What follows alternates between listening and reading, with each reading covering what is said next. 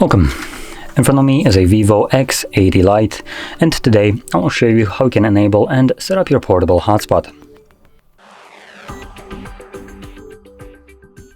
So to get started, you want to pull down your toggles by swiping down from it at the top of your screen, and then swipe down once again to extend the list of visible toggles. On one of the pages, you should have the hotspot toggle like this one. Once you see it, if you're doing this the first time around, you will want to hold it, which will quickly take you to the settings. Here we can select Wi-Fi hotspot, and I do recommend starting off with the hotspot password, which is randomly generated, and by default it's garbage. So remove it, and then set up your own new password, which will need to have at least 8 characters in length. Now another thing that you can check is the turn off hotspot automatically. I would recommend keeping that on if it's already on, and if it's not, turn it on.